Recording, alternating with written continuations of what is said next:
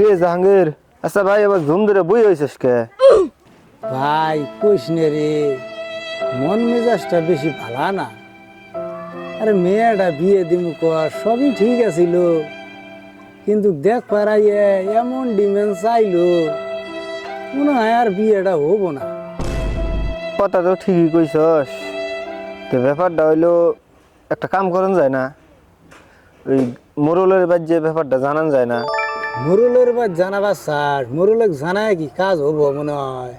আরে কাজ হয় হোক না হোক নাই, চল আগে জানাই।